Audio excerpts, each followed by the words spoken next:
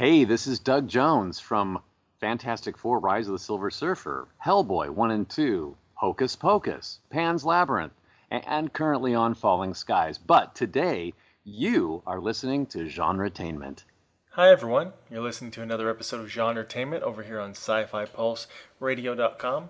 We're your hosts, Marx and Julie. GenreTainment is where we give you interviews with writers, directors, producers, and actors in both independent and not-so-independent creations. Now we have a special episode with audio recorded at Gen Con, the largest gaming convention in North America. Marx went to the Gen Con Film Festival and spoke to various filmmakers about the projects, and he also spoke with the coordinator of that festival.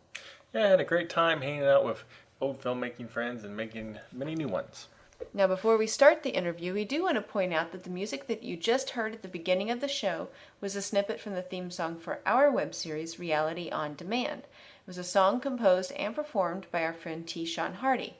You can find our web series at realityondemandseries.com. Also, we should mention the winners of the festival. For Best Series, second place was Standard Action. We've had the pleasure of speaking with them before in the show, and the winner was the Platoon of Power Squadron. For Best Short, second place was Felix Graves, and the winner was Magic the Gathering, the musical. For Best Feature, second place was Eternity, and the winner was, drumroll, Project London, which we actually had Jen Page, one of the stars of the movie, on the show in the past. So, congratulations to the winners. Woo. Now, the festival was tons of fun and jam-packed with great panels and screenings. So, without further ado, let's get started with our coverage of the Gen Con Film Festival. Hey guys, I'm up in Indianapolis here at Gen Con. What a lot of people don't know is Gen Con has a film festival, a really great film festival, and I'm here with the mastermind of that festival. Can you introduce yourself, please? Hey, Marx, thanks. This is Chuck Budrow. Like I say, I'm the film coordinator at Gen Con. Been doing this for the last 5 years or so. Now, Gen Con's the biggest gaming convention pretty much in the world, I believe, or at least in North America. Yeah, longest running, biggest gaming convention in the world. It's tremendous. Last year we had over 41,000 attendees. And now, when did the film festival start coming into play, and how did you get involved in it? Actually, they've been showing films at Gen Con for a really long time, but as far as an actual real film festival where we hand out awards and just properly do it up, it started that about 4 years ago. And it's been steadily growing. The number of films has just become astronomical, and it's just bringing people in from all over the world. So we're about a little over halfway through now, I think. So can you tell us a few of the high points so far, a few of the projects that caught your eye? We had one that was showing this morning called The Singularity Principle, which is a really interesting story about quantum physics and people jumping from alternate universes. And it's very, very technical, but it was done so incredibly well. Good special effects and storyline that really just sits back and makes you think. Some of the other ones that I've liked, we got a short called Bridges, which is a live action graphic novel, and it is based on the Berlin airlift, and it is just done up so stylistic, so amazing that the whole time you're watching it going, wow. Great. I know there's a few other events happening or have happened. Let's see here. Gamers, Hand of Fate premiere, Aidan 5 premiere. What's some stuff going on? Like I say, the Gamers Hand of Fate has just been tremendous this weekend. It's just a huge crowd. All their Kickstarter campaign people are turning up in groves to check out what they've put together, and everybody's walking away just thrilled by it. It's an amazing thing. Another film that just completely caught me off guard, I mean, I expected it to do well in this environment, was a film called Magic the Gathering, the musical. And it's all done with puppets, and it was standing room only last night for that screening of that, and everybody was cheering, and I don't think a single person walked out during the whole course of the thing. It was beautiful. We've got those type of things that are just, gamer-centric, that are just amazing. We've got some really good documentaries on the gaming industry, which are just full of tons of great information from how they bulk purchase the cardboard and different companies that are stamping out all these cards that people play with and everything. It's just things that it's almost like the TV show How's It Made, except on steroids. other thing we've been doing recently is a lot of web series, and the web series track has really taken off. We've got Book of Dallas that you worked with. It's doing really well. As you mentioned, the series Aidan 5, which was our winner of the Best of Series last year, is back this year, premiering their next season. And then Gamer Chick, we always love having them around. A lot of really good fantasy series like Walking in Circles and Spell Fury. So there's, and I know I'm missing some stuff. So there's over 140 films showing this year. So possibly can't. That's all. So if someone's listening to this and they're like, "Hey, Gen Con, I need to submit my series or film," when's that going to be available again for next year? We start opening for submissions. We do it through withoutabox.com. So all filmmakers look forward to it in late January. Submission process starts in late January and runs through the end of April, which is almost a full 6 months from the convention. But it takes that long to get it organized. All right. Well, great. Thanks for speaking with us. Thanks a lot, Marx. How does it make you feel? All alone. Well, I guess that's the difference between us. I don't feel anything at all.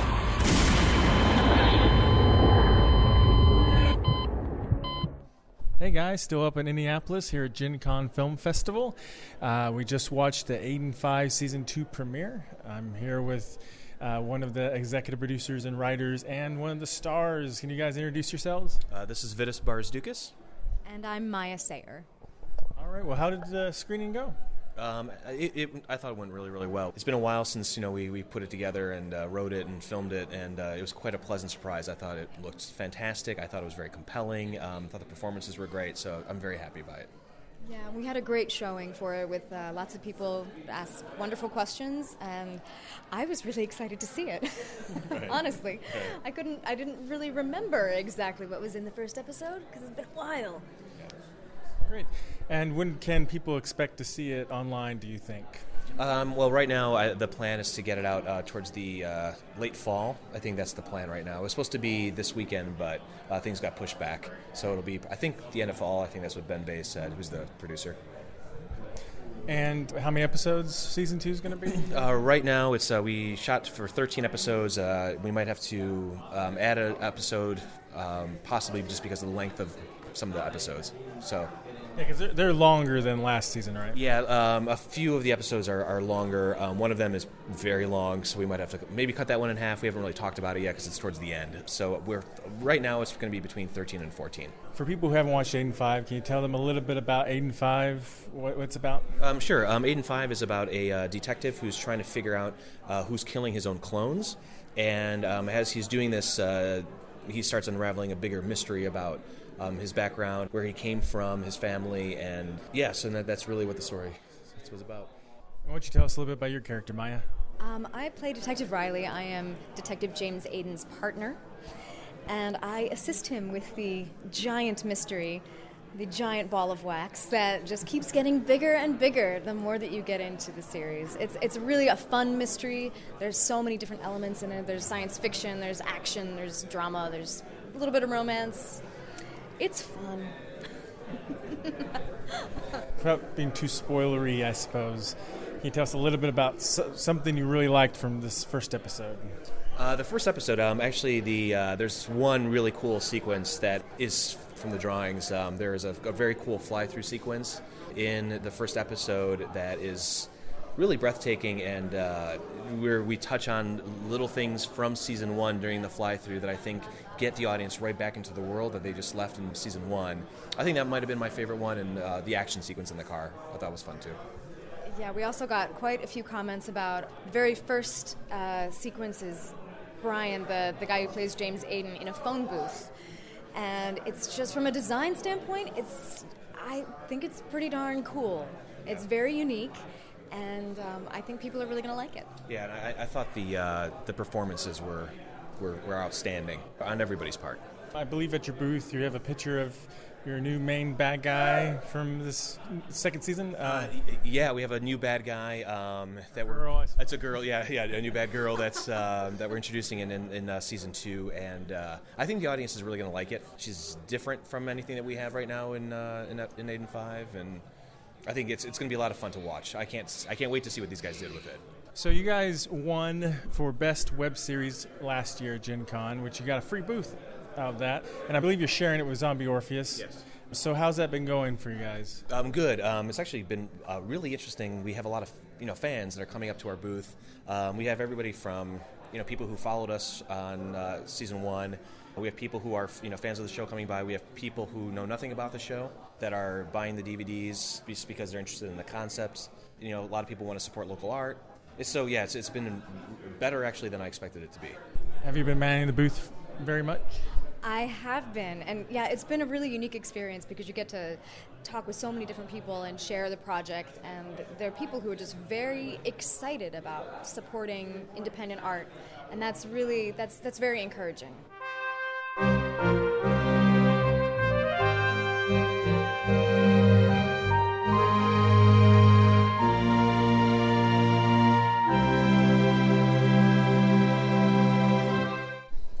Hey guys, I'm up here in Indianapolis at Gen Con and at the Gen Con Film Festival. And right now I'm speaking with... This is Renny Eructo, producer and owner of Zombie Orpheus Entertainment. Can you tell us a little bit about Zombie Orpheus? Well, yeah, Zombie Orpheus is we make movies and we make great fan-based products, including The Gamers. We make Journey Quest, and we also have a aggregate website where we bring in other content from other producers as well. In fact, we just released The Gamer's Hand of Fate, the third in the Gamers series. We released it on Wednesday. Go to www.watchthegamers.com to check it out. How did the screening go? It was amazing. We sold out.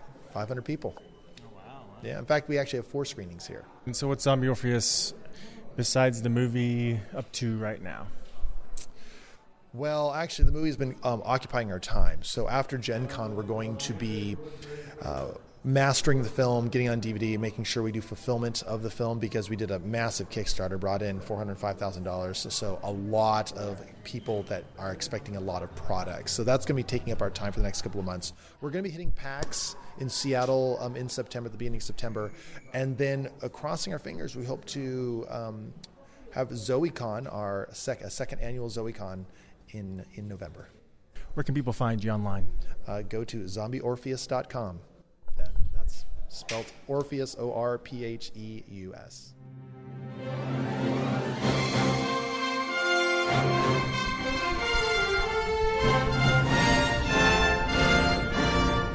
Captain's Blog.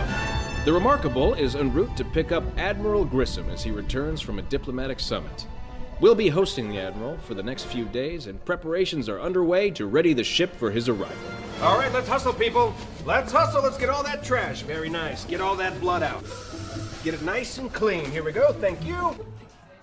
Hey guys, I'm still up here in Indianapolis, Indiana at Gen Con, at the Gen Con Film Festival, talking to different filmmakers, and right now I'm speaking to a web series creator. Can you introduce yourself, please? My name is Nathan Blackwell, and I'm the co-creator, writer-director of Voyage Trekkers. And for those who haven't seen Voyage Trekkers, can you explain what the show is about? Sure. It's a sci-fi comedy web series about the worst crew in the galaxy. And there's obviously a lot of Star Trek humor in it. Are you a big Star Trek fan? Yeah, we're definitely fans of the genre. We didn't. It's not. I wouldn't call it a Star Trek parody. It's a sci-fi comedy because we don't use like the Star Trek uniforms. We kind of create our own little universe, kind of like Galaxy Quest did. But there is, it's very obviously very close to Star Trek. But we really kind of wanted it to be both like a parody of all sci-fi, so there's like little touches of like Star Wars and Flash Gordon in there as well, and also kind of like a love letter too. I know on one of the panels you were talking about building an actual set. Can you talk a little bit about that? Yeah. So with season 1, we just had them on away missions all the time, and we're based in Phoenix, Arizona, so they're always on desert planets. But yeah, our big goal for season 2, which is out right now, is building the bridge set. and it was much more an ambitious undertaking than I thought it would be, and I thought it was going to be a really big ambitious undertaking. We basically did like a Kickstarter just for the bridge to raise money for it, and we spent probably a third of what it should have cost, just because we didn't have the money. And so in terms of like renting an actual space to do it, we kind of cut corners and got favors. And in terms of like the actual building of it too, it was completely volunteer force, people painting, and we basically stretched out the whole process because we didn't have the money to hire a bunch of builders to really kind of knock it out of the park. So yeah, it was definitely difficult, but definitely rewarding. Great. And you said season 2 is out right now? Yeah, we're basically winding down season 2 right now. Our season, we just announced when our season finale is going to be, and it's looks like it's going to be September 18th. But we've released 9 of the 10 episodes. The last episode is just taking extra long because we put in too many special effects, and so all of our visual effects, like the ships. It's like what we wanted to do is end with like a big ship-to-ship combat. And all of our visual effects is done by an animator who actually lives in Australia, who really dug our show from season 1 and said, I just want to help. And we looked at what he did, and I was like, oh my God, that's fantastic, you know? But unfortunately, we just put too much on his plate, you know? And so we release every 2 weeks, but this one's going to be delayed by a couple of weeks. So whenever the concept was originally created, what was the motivation behind making it a web series? So we originally weren't planning to do like the full-on like web series, like 10-episode thing. We just wanted to kind of like, let's see how many episodes we can do in a single weekend. And we did 6. If you want to go back in season 1, it kind of started off with a different premise than season 2 in a certain way, like production-wise. They're very short, and they're kind of like little scenes of what would be a larger like episode. This is where they completely screw up. It's like this is where like a normal crew would get the job done. They completely just foul it up, you know. And so they were kind of like little vignettes in that sense. And in season 2, they're really more full episodes. And so yeah, as we did the first couple of episodes, we got like, this was kind of fun. And so if you notice, like the longer episodes in season 1 are really kind of filling out the world more as we kind of like, we need to kind of explain this, you know, and also kind of stretching out the concept a bit more. So yeah, we kind of fell into it. Great. And who's your favorite character? Oh, it's too tough. See, it's too tough for me to say, you know. But I mean, it's definitely fun to write for Captain Sunstrike because he's such such a brave fool, you know. He thinks so highly of himself, and he'll just crash down doors. But at the same time, it's really fun because in some ways he's a very sad character too, because he is the captain of the worst starship in the galaxy, and he knows this. I mean, maybe he thinks he's a little better than he does, but he knows that he's living. In season 2, we find out that he's living in the shadow of like when you say Captain Sunstrike, they don't think of him. They think of like the famous Captain Sunstrike, his older brother. So this is like the adventures of like Ralph Kirk, you know. And so that was one of the fun things we wanted to kind of add in terms of everyone knows about his brother, and so now we kind of understand.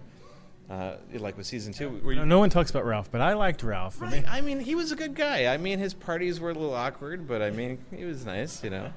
But yeah, no, it's like season 1 was very brief and short, and with season 2, we wanted to kind of take these almost, dare I say, caricatures that a lot of people think of in terms of like Star Trek parodies, and kind of give depth to them and actually start developing them further and kind of move a little further away from like a direct Star Trek parody and kind of create our own universe. You screened here at Gen Con. How'd that go? That went well. You know, we're from Phoenix, and so we weren't able to really kind of like promote it super heavy here, but I was really happy with like the response that we got. We had a screening on Friday. And yeah, it's always, I mean, you're always nervous as a filmmaker. How is it going to be received? Are they going to get it? Is this like a regional thing, or is this like is it just like people who dig sci-fi? But it went over really well. They asked a lot of cool questions, the Q&A. Great. And so where can people find your show? Well, we're on YouTube, but you can go to voyagetrekkers.com, and you can watch season 1 and what we've got so far of season 2. And then we're also on Facebook and Twitter at Voyage Trekkers.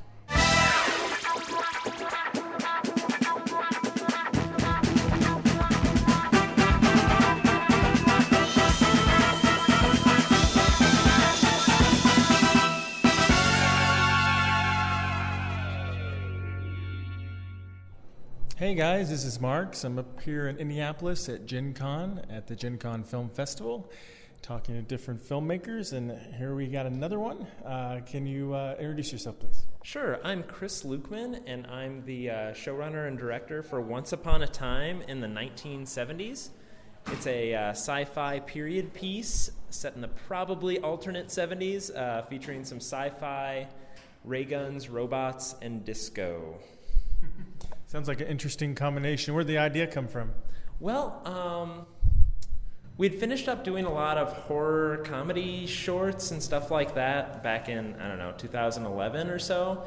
And I really wanted to get out of the, you just make horror films space. So I wanted to do sci-fi, and I really saw some opportunities to integrate practical effects, using digital effects to make practical effects look awesome. And I'd kind of been jonesing to build a large robot puppet for a while as an antagonist. I did a goofy horror film years ago where I had a 90-pound wearable suit. It's called The Robot Man. It was all illegal music, so it never played anywhere besides in my hometown. But ever since then, I've been thinking about ways to really pull off a cool-looking, practical effect robot on a no-budget, make-it-myself kind of situation. So that was kind of the genesis. So I had kind of a setting of what kind of world would this kind of antagonist be in, and then I kind of developed it into, there's a space-time portal, there's a lot of strange technology. We love the 70s because it's such a great time period where analog tech was just about switching over to digital, so everything was really clunky. We used lots of transistors, lots of big old vacuum tubes. Who are you? The guys have started calling me Spring-Heeled Jack. It's based on some old urban legend out of London about some crazy guy who would jump over walls, terrify people, and then run away again over the rooftops. That and my name, of course. My name is Jack.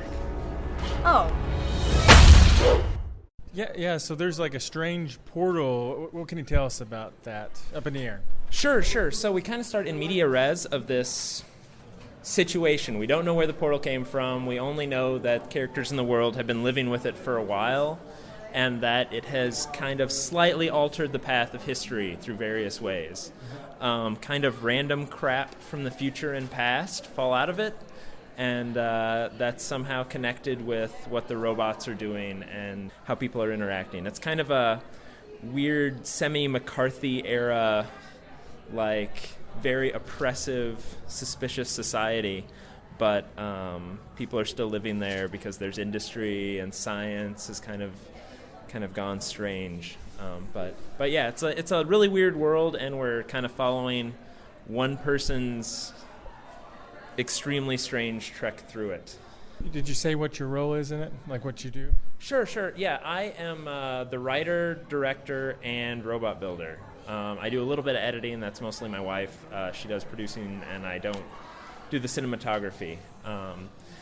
But yeah, one of the things I really like doing, even though it made pre-production a pain, was designing all the robot puppets. We have a walking, 8-foot-tall, 200-pound main robot puppet in the first episode. That took 8 people to operate, 1 on each leg, 1 on each arm, some to control forward motion, some to control bobbing, and a walking green screen behind it to key out all the puppeteers. So telling someone else that that's what I was going to do, just didn't make any sense. So I kind of wrote the script knowing what we could practically build and then practically implement and then digitally smooth out and fix and really make it rock. Awesome. And I really like your packaging for your DVDs. Can you explain it to the audience? Sure. So we package our DVDs for the series in 5 1/4-inch floppy disks that we cut open, take out the data, and then put in our DVD. It's really neat tie-in to the world because in the series, the hero uses big old huge 8-inch floppy disks. They're the size of your head, but they pretty much look like 5 1/4s. They were time period appropriate when we selected them for the production design. But yeah, so the smaller discs are a sweet tie-in, and people really haven't seen them recently, so it's a great shout out. Great. So what's currently online, and what's going to be coming up? The first episode, called Once Upon a Time in 1972, each episode set in a different year. So the first episode, 1972, is out on YouTube and Blip now, and we're kind of doing a cool launch on it. I'm going to put out some BTS stuff, and then we're going to do a big press push in the next few weeks, accompanied by Kickstarter. We've already finished an hour of the first season, and it kind of ends on a cliffhanger. We'd at least like to end the first season in a big way with a kind of another half-hour production. And if the idea really resonates with the crowd, I think we're going to try and do a stretch goal of committing to season 2. Awesome. And where can they find you online? You can find us at transistorpunk.com for the series. We kind of branded the name Transistorpunk. Nobody else is really using it as a post-steampunk but still kind of weird techie thing. Also, our production company name is Kill Vampire Lincoln Productions, so we have lots of horror comedy shorts on there.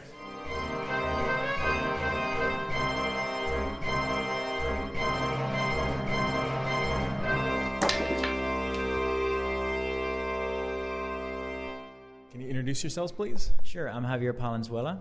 I'm Ed Shannon. And we're working on Game Nights.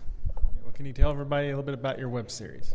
Sure. Our web series is about a bunch of gamers who get together once a week and role play their characters. And what we do that's different from other people is we animate the imagination, the collaborative storytelling that happens within that role playing game. And we kind of explore like why people game, like what do they get out of it. A lot of these characters have lives that are boring, or they're not exactly who they want to be. Maybe they want to be more fit. Maybe they want to be able to have more freedom to do whatever they want. So in the game, it kind of explores the psychology of what they get out of this pretending to be someone else, sort of like being John Malkovich. That's the way I look at it. And comedy, and it's definitely comedy. It's a lot of satire. It's kind of South Parky. Our main character's name is Frodo, and he's a Black Hobbit. And I kind of feel like Tolkien missed out on making Black Hobbits, so that's our job now. And all of our monsters in the game they play is based on D&D. It's a parody called Beasties and Bygones, where a lot of the monsters, we just kind of took the monster manual and went nuts and kind of went with a satirical, angle, all of the different monsters. Like some of them are a little raunchy. Like we have dingle fairies and, vampire mimes. And so we just kind of go fun with the imagination. The great part about animation is that we can do anything we want.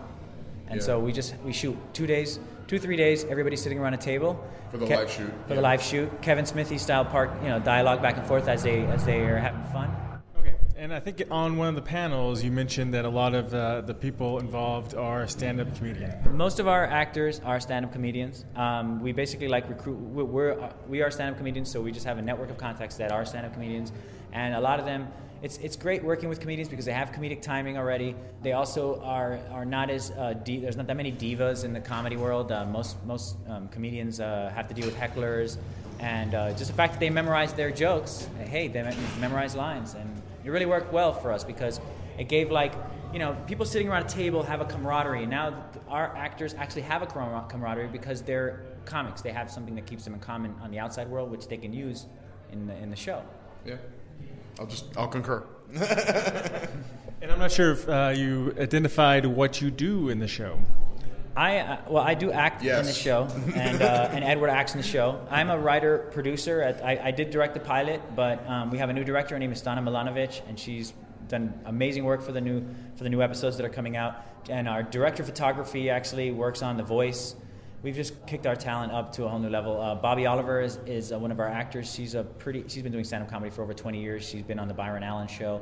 She definitely has a huge following in LA and even worldwide a little bit. I wouldn't say maybe national. And then I executive produce. I wrote the theme, composed the theme music, and basically sound design. He's the lead animator. Any kind of audio or music. I do lead animation. What else? Acting. I have a character in it. Yeah, boom miking. Just kind of like. Yeah, we keep our budgets our budgets and our crews very small. It's a skeleton type crew, and we wear a lot of different hats, and that way we can control the costs and also just deliver higher quality stuff. Yeah, and I guess the fact that the live shoot is basically a D&D game, so it's at one table. Like sometimes it'll be an alternate location, but most of the shoot is one location, one time period, or maybe broke up over 2 days. But it's we can do it with the skeleton crew, because bam, that's it. In the past, I've done a lot of short films that ended up being really tough to schedule and really tough to find locations for. So this web series allows me to create this stuff with like one location, and everybody sitting around. The scheduling was a nightmare. This person's it's going to be on the shoot for this day, that day, this day. Now it's everybody sitting around a table for almost 2 days straight, and we knock it out of the park. And one location, and it can be anybody's house. So it just works for us, and we get to practice our animation, we get to practice our live action shooting, we get to practice our acting, and it's just going to get better. And how many episodes are online currently? Right now we have the pilot is completely available online, but soon the first episode the first half of the first episode will be available online we're going to have a Kickstarter campaign, so please do a Google search for Kickstarter and game nights, and you'll see the first 10 minutes of the next episode, which I guarantee if you even vaguely like the pilot, you'll really like this one, because we've just kicked it up a notch. And so the Kickstarter campaign that we're launching right after Gen Con is pretty much going to just give us finishing costs, because the animation just takes a long time and costs a lot of money. The shooting production we can handle with the budgets we have, but we do need it, and it's not going to be that much. We can produce an episode for about $2,000, which is pretty amazing. And where can everyone find you? You can check us out at criticalhitmedia.com, which will see a lot of other projects. We have a podcast, a couple podcasts, the Gamers of Comedy podcast, and the Sean and the Bill Show, and game-nights.com takes you to the same page. So criticalhitmedia.com, come check us out.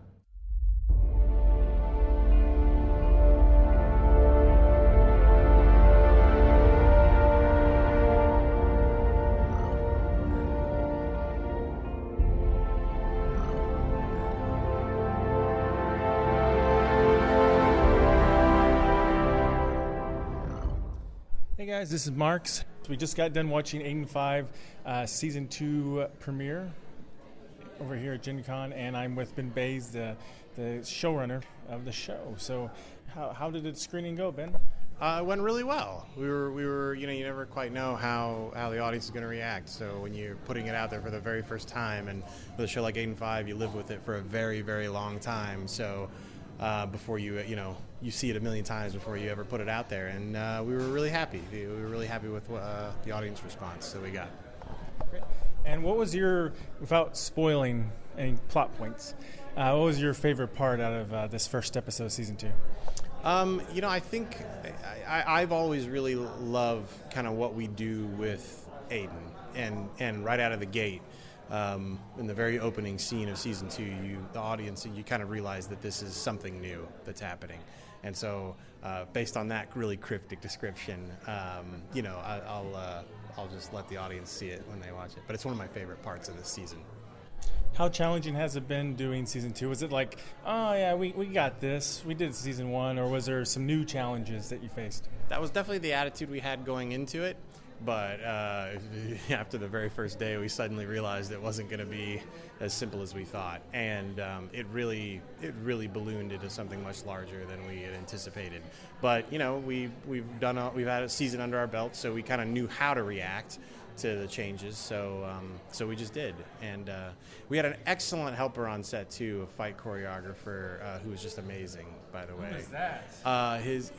He's a really good-looking young guy by the name of Marx. So you should interview that guy. I need to meet this guy. Yeah, you should interview that guy. He's good. He's good.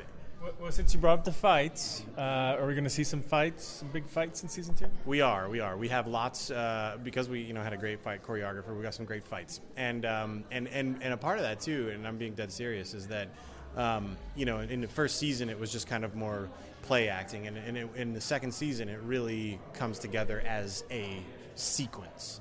And I think that's a big difference that audiences will notice from Season 1 to Season 2. It feels a lot more solid. For people who haven't watched Aidan 5, it's all green screen. I mean, only the people and maybe the props they're holding are real. So I'm sure that takes a lot of time.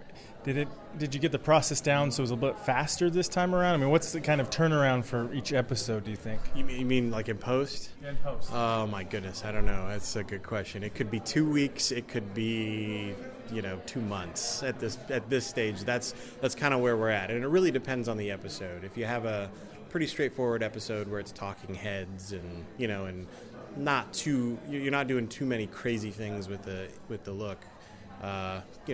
Few weeks, about a month from soup to nuts, the whole thing. But when you factor in the music and the sound design and all that stuff, but yeah, I don't know. When you get to some of the larger action sequences, it gets a little more complicated. Okay, so and also because you're also director on it too, and besides just writing it, it's directing with the green screen. I mean, is that difficult? Is it easier than directing non-green screen? What's your opinion on that? Yes and no. It's kind of, it has its pros and cons. The great thing about it is that you can move very, very fast because you're not trying to light environments from scratch, do big company moves, that sort of thing. So you can shoot very efficiently on green screen, which is great. However, that being said, you get lost very easily. When you're in the real world, you know exactly where your environment is, so it's a lot easier to visualize where your camera is supposed to go based on the previous shots that you got. In the green screen world, it happens at least twice a day where we have a discussion about where the 180-degree line really is because you're moving it constantly, and it can be very disorienting, not just for the actors, but also for the filmmakers.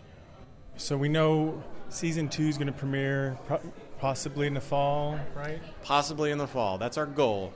And I'll just say, right now for posterity, we're not, we have very little control over that just because everybody's working on it for free in the spare time and life comes up and gets in the way. But that being said, we have a really solid team and a really good pipeline that is working right now. So let's hope it stays working.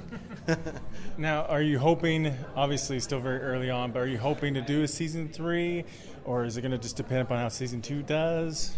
Well, I think my answer will vary based on where I'm at in production to that question and how tired I am.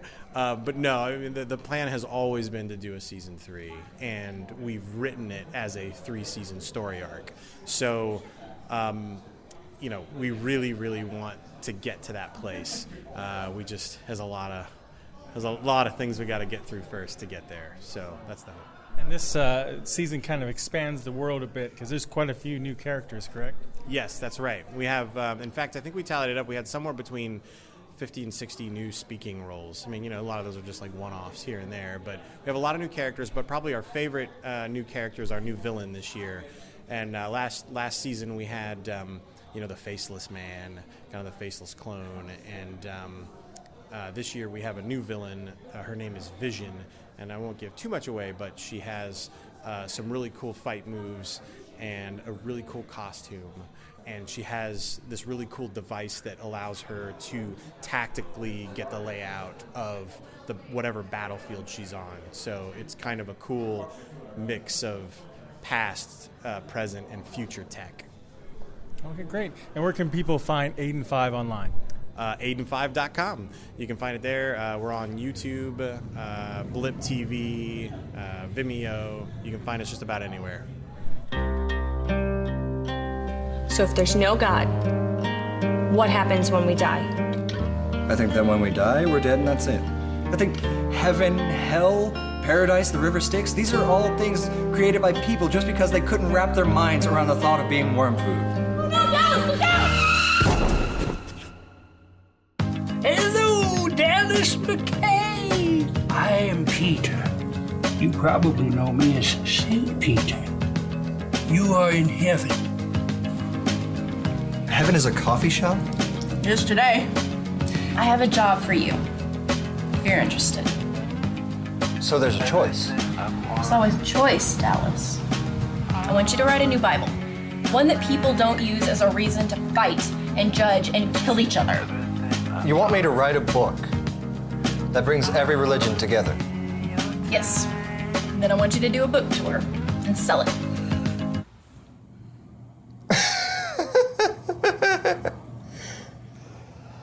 What was the other option? Hey guys, this is Mark, still up here in Indianapolis, Indiana at the Gen Con Film Festival.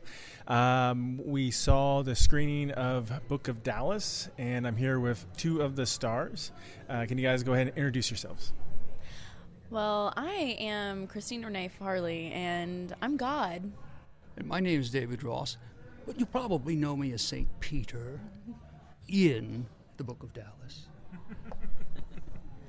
All right. Well, can you guys tell us? I think you guys start off in episode 2, right? So, tell us a little bit about what makes your characters a little unique compared to what people perceive as for God and St. Peter in the Bible.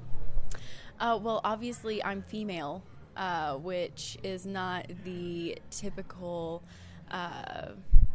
image that people have for God, but the part was actually originally written for a man to begin with, like in his 40s or 50s, but I liked the character so much because the God was like so quirky and like kind of snarky and very matter of fact, and I really wanted to play that type of character. So I went in and auditioned for it anyway, and luckily I got it because it was a fun little part where I get to be a little smart ass and eat some waffles and some tasty foods and all that good stuff, and also be a part of a really awesome series. So You really have to want a part where you get to say cool things like the Almighty is quite fond of her waffles, And you get to wear a choir robe, which was quite comfortable because I didn't actually have to dress, and it was summertime, so I was in my choir robe and feeling all ethereal underneath that white robe, which was it wasn't very hot. It actually got chilly a few times. And, didn't wear any shoes. And all these things are appealing. I had a golden rope, which I tied around my waist. And I got to wear my hair long, almost to shoulder length, and sit next to the Almighty in her perfection. And Yeah. basically, I think I don't know exactly what our relationship was, although I remember not always feeling like I was being treated as one of the upstairs servants, maybe one of the downstairs servants. Well, I'm God, though. I mean, nobody's my equal. I mean, let's be real for a second. Exactly, but she doesn't like to take care of all little details, so she sort of leaves it to St. Peter until she decides to jump in at the last minute and take credit for all of the planning and the details and the specific little things that only St. Peter seems to do or be able to do. But I think she's just too lazy to do her for herself. I'm the creator of all that is. It's my prerogative. Yeah, absolutely. And St. Peter realizes that. I mean, because if she wanted to do everything, I'd be out of a job. So there you go. Job security. Know your place. Appreciate what you have. Yeah, exactly. One of you probably should explain what Book of Dallas is about, because they're probably going, what? Well, obviously, part of it takes place in heaven. It's based around the main character, whose name is Dallas. And Dallas is a non-believer. He's an atheist. And he has a fatal accident and dies and goes to heaven, where I give him a divine mandate to go back and actually write a new Bible with, like a different perspective than what religion has, because religion has become so, divided, I guess, kind of, divided in their little sects and everything. And it's meant to kind of try to bring everybody together and focus on what we have in common rather than what is all different and all that good stuff. So it has a very positive kind of message to get people to just love everybody. Right.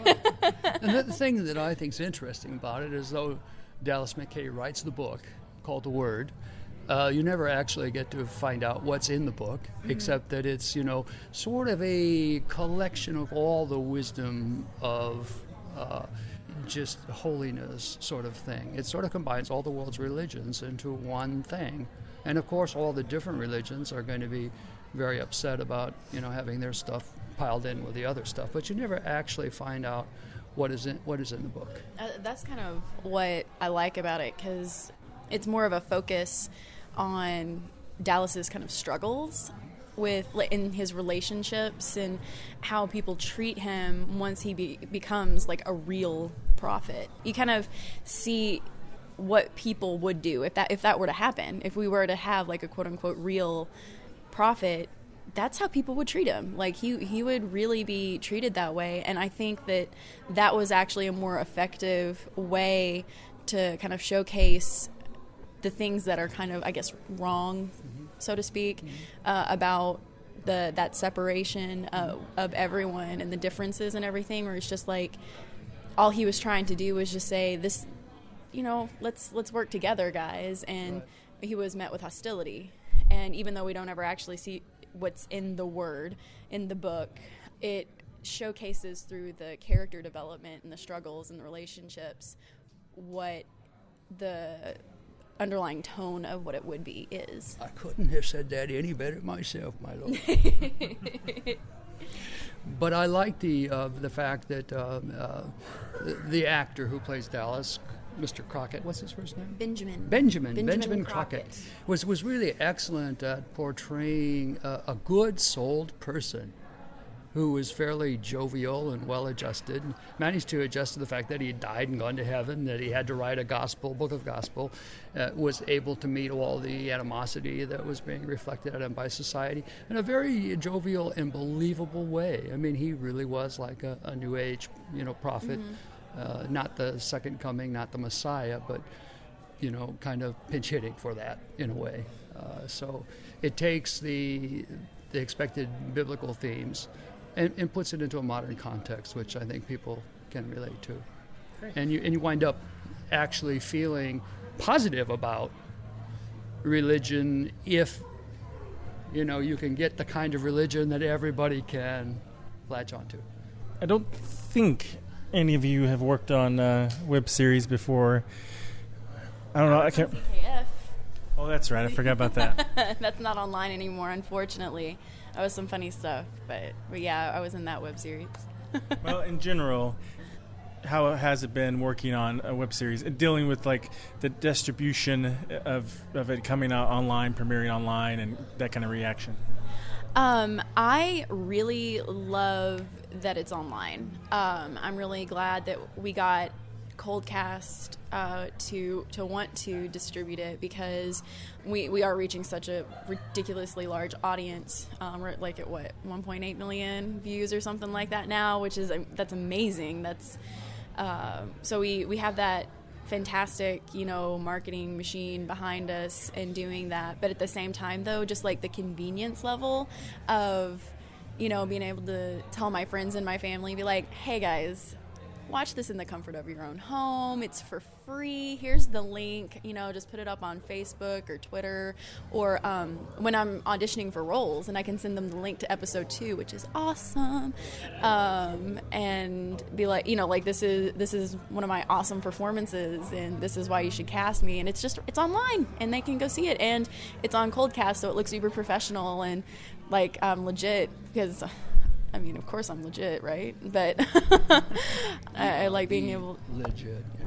Right. But I like being able to just always have access to it. And I can always show it to somebody, And it's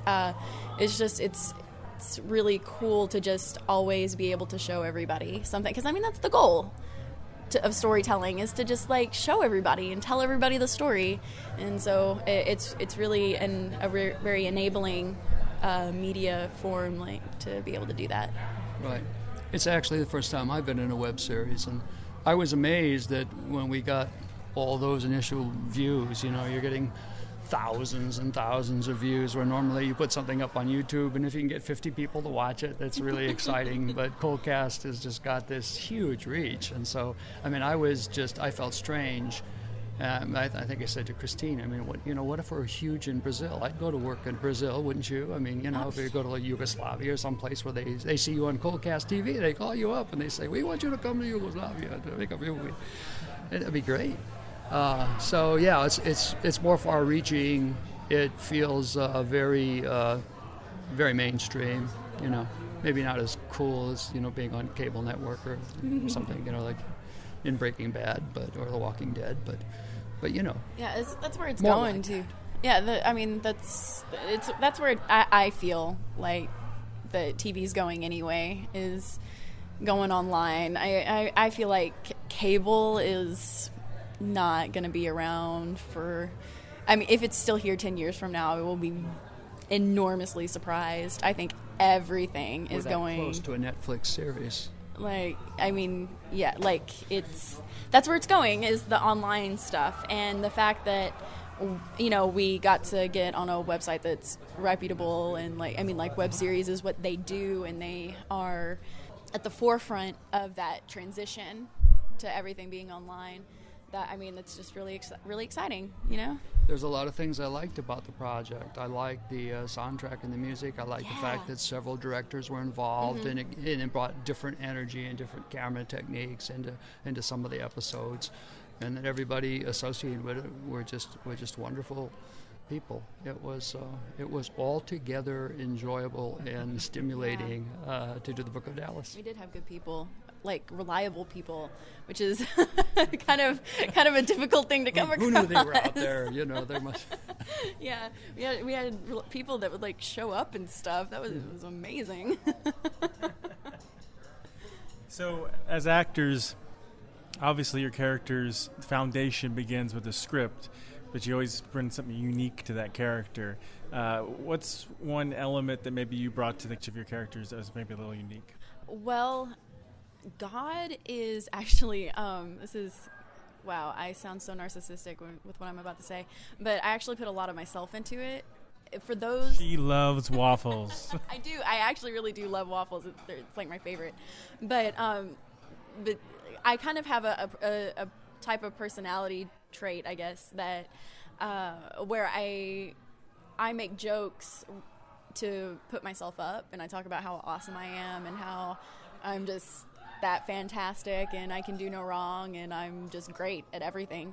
And that kind of mentality is more what I put into God. But I mean, that it works with the lines that were being said, and just the tone that I was reading. I felt like it was completely appropriate that God. I mean, God would. I mean, like, I'm God, you know, like I obviously am awesome at everything, and I should always get what I want.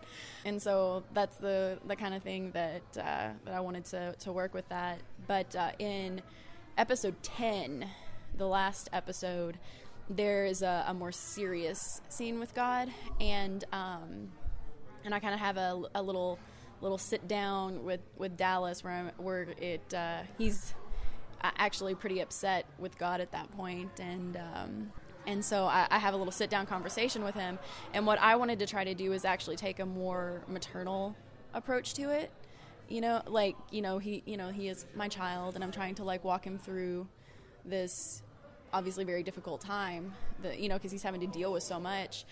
And I feel like maybe that's something that may not have been able to be brought to the character had it, you know, been cast as a man, as it was initially intended to be, or, you know, just anything like that. There was definitely what I hope was a definite shift of what I was doing character-wise, because I wanted to take it and be like, no, this is serious, and I wanted to be more caring and treat it more like, you know, Ben's like a year or two actually younger than me, but I wanted to actually treat it more like, I'm your great mother, like, figure, I guess, and kind of be that. And so yeah, I think in the original script, God was more of a disinterested businessman. Was not actually supposed to be, you know, a real loving, friendly God. He's more sort of like an Old Testament kind of God, where, you know, hey, this is the way it is. You follow these rules, and if not, I'll smite you. You know. But then Christine brought that other female quality to it, which added another layer to it. But it was interesting working against that. I think my job was just pretty much to be a straight man, and to be, you know, that conventional thing that you expect, the white-haired, old, friendly, robed man that's going to help you make the transition from your earthly realm to heaven, to work really good. And I could do that, but on the other hand, I was sort of like, you know, that was sort of like my used car salesman, St. Peter, you know, oh, Dallas McKay, I'm so glad to see you, and all that sort of thing. But then, you know, it's just like, okay, yeah. And God would say, he gets it. And I go, why do I bother? Why do I even bother doing this? Hello, Dallas McKay. What the heck? I'm just a figurehead, right? And God's over here, and there's nothing I can do to make her look any better than she is. She won't follow she's not following the accepted, profile for the ever-loving God, And I just can't, I can't bondo that over for her. At some point people are going to find out. Mm-hmm. And then I just throw up my hands and say, okay, well, this is God, deal with it. And being a Gen Con, I don't know is this your first Gen Con, Christine? It is my first Gen Con, and I'm enjoying myself immensely. I didn't realize how big it was going to be. I knew it was established. It's a really old established con, but I don't know. I guess I just didn't fully comprehend just the kind of the size of it. And there are a ton of film showing, and a lot of I can't even keep up with everything that's going on, and I'm super disappointed whenever I'm just oh, these two things that I want to do are happening at the exact same time. Mm-hmm. And so it's been a really fun, really busy, really tiring, yet there happens to be a Starbucks right here in the hotel next to the film festival, so that's convenient. You can't stop time, and you can't be in two places at once, even God. I'm trying to keep a low profile here. Okay. And we got a special guest star who just appeared. He's also a guest star in Book of Dallas. Hello. Oh, hi. What's up? Are you a real person? I am a real person. I'm not a clone this time. I'm not. It's actually me. I'm Sarah Moore. For real. For real? The real Sarah Moore. I don't know about those other imposters. This one's real. So while you're here, let's talk a little bit about your character and your appearance in Book of Dallas. Oh, yep. Yeah, she was mean. She's not a nice person at all. She was a crazy fundamentalist Christian, which is so not me at all. And she yelled a lot at Dallas, and she called him bad names. And then he went outside and got hit by a car. So... spoilers. I think she was driving that car. She ranged it as hit. I bet that's what it was. Maybe. We have no proof to the other one. Yeah. Well, you also cannot prove that she did it, so I'm going to stand behind that. That's what I have to say. All right. Well, thanks a lot, guys. And when you come to heaven, I'll greet you, and I'll try to help you make a friendly transition. Just be a little bit ready that when you finally meet God, it's not going to be what you think it is. Bring waffles. Hi, I'm Joanna from Standard Action, and you're listening to GenreTainment. Special thanks to everyone that we spoke to, and we look forward to seeing what films and series they bring to the film festival next year. So that's it for today's GenreTainment. Thanks to everyone for listening, and we'll be back with all new guests from our favorite films, TV shows, novels, and web series. And don't forget, you can also check out the other great shows on this channel like SFP Now, The Roundtable, and more. GenreTainment is a production of Alien Jungle Bug Productions. Until next time.